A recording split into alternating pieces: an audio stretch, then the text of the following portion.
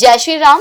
अक्सर हम जात पात में फंस के रह जाते हैं। कहते हैं कि कोई ब्राह्मण था, कोई शूद्र। लेकिन क्या आपको पता है कि रामायण में हमें कोई जात पात, कोई भेदभाव नहीं करना सिखाया गया है। उसमें एक बहुत ही अहम किरदार है, कह लीजिए एक पात्र है, जो कि है शबरी।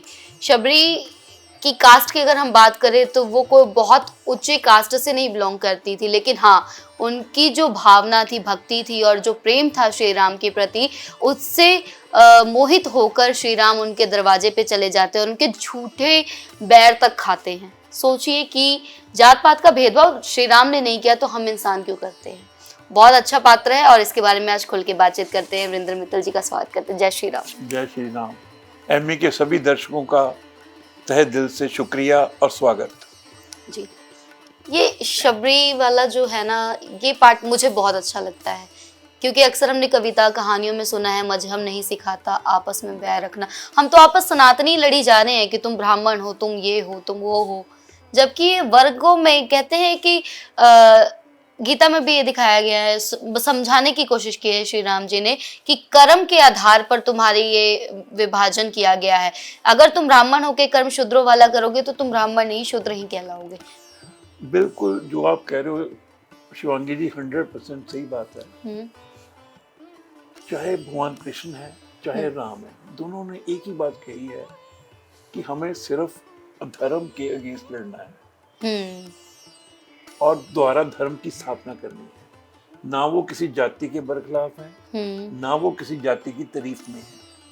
अब जितने राक्षस थे उस समय ब्राह्मण कुल के थे, राम जी ने सभी राक्षसों को वध किया क्योंकि वो ब्राह्मण अधर्म के मार्ग पर चल रहे थे।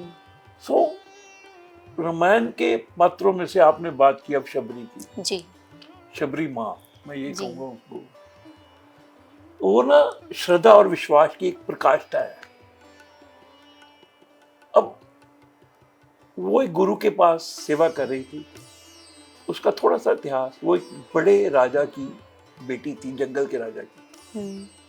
अब उसकी शादी जब उन्होंने तय की ना, कहते हैं कि हजारों एनिमल्स बनाए गए काटने के लिए। शबरी भाग गई, कहती अगर मेरी खुशी मनाने के लिए इतने जानवरों का वध किया जाएगा, मैं शादी से ही भाग रही। तो भागती भागती एक ऋषि के आश्रम में चली गई। वहां भी उसको सेवा करने का मौका नहीं मिला, वो छोटी जाति की थी। फिर वो रात को चोरी चोरी आकर ना उस ऋषि के आश्रम को रोज सफाई कर जाती थी। जब कितने ही साल वो सफाई करती रही ना, तो ऋषि ने कहा ऐसी देवी के तो दर्शन करने ही चाहिए जी। उसने एक दिन उसको बुला ही लिया कि देवी तू सेवा क्यों कर रही है। उसने गुरु के चरण पकड़ लिए, गुरु जी मैं नीच जाति की हूँ और मुझे ना भक्ति आती है। उन्होंने फिर शबरी को एक वरदान दिया कि शबरी तेरी सेवा देख कर ना मैं तुम्हें वरदान देता हूँ कि एक दिन राम तेरे पास खुद आएंगे तुम्हें दर्शन देने। ये कहकर गुरु जी ने शरीर छोड़ दिया। अब शबरी ने उन गुरु के वाक्य पर श्रद्धा की और विश्वास किया कि राम आएंगे जी।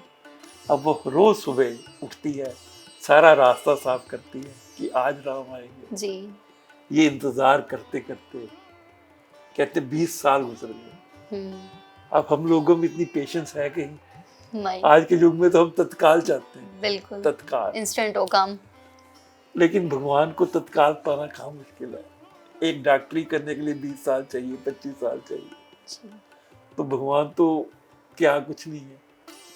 उसको पाने के लिए हमें धैर्य भी चाहिए, संतोष भी चाहिए और गुरु के वाक्य पर श्रद्धा और विश्वास ही चाहिए।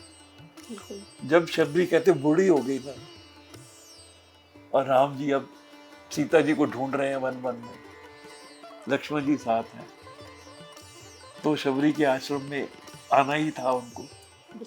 अगर ऐसे भगत के पास ना आते तो कहाँ जाते राम। बिल्कुल।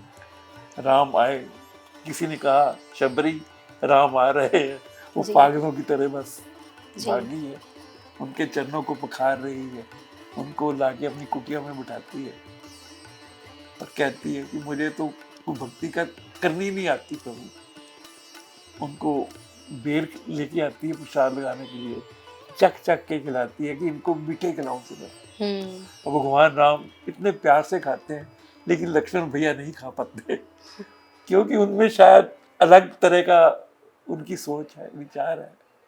लेकिन राम जी ने उन्हीं बेरों को खाया। फिर कहते शबरी तुम्हें कुछ वरदान दूं, कहते मुझे क्या वरदान दोगे, मुझे कुछ पता ही नहीं, आप मिल गए वही काफी। फिर राम जी ने उसको नवदा भक्ति का उपदेश देते हैं कि शबरी 9 तरह की भक्ति है।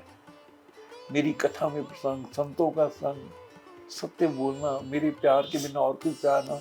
तेरे में तो 9 प्रकार की ही भक्ति है, जिसमें एक प्रकार की भक्ति होती है, मैं उसको ही रीझ जाता हूँ। तेरे में तो 9 प्रकार की भक्ति है। जब इस तरह का वरदान देते हैं ना, उसके बाद बस शबरी वही प्राण त्याग देती है। भगवान राम उसको अपने में ही लीन करके अपने धाम में ही। एक तुलसीदास जी ने और बहुत सुंदर बात की कि जब भगवान राम सीता जी को द्वारा लेकर अयोध्या जी जाते हैं ना, लोग खाने पे बुलाते ही हैं कि राजा रानी आए हैं, इनको खाने पे बुलाया जाए। और जिसके भी घर जाते हैं ना भगवान राम, कहते हैं आपका खाना तो बड़ा अच्छा है, लेकिन शबरी के बेर याद आ गए। सभी ने कहा कि ये आप इस समय ऐसी बात क्यों कह रहे हो किसी घर आकर। कहते क्या करूं, वो जैसा खाना आज तक खाया नहीं कभी, क्योंकि हर एक बेर उसका प्रेम से लथपथ था, उसमें स्वाय प्रेम का और कुछ नहीं। बिल्कुल। तो ऐसे जो भक्त है ना, जो श्रद्धा विश्वास बैठे रहते हैं और धैर्य और संतोष की भी जिनमें प्रकाष्ठा होती है, तो भगवान को ऐसे भक्तों पर कृपा करनी पड़ती है। भगवान की भी सार्थकता, अगर हम सिर्फ भगवान राम का चरित्र देखें, अगर सिर्फ रावणों को मारा होता तो शायद बहुत ज्यादा लोग उनको याद न करते।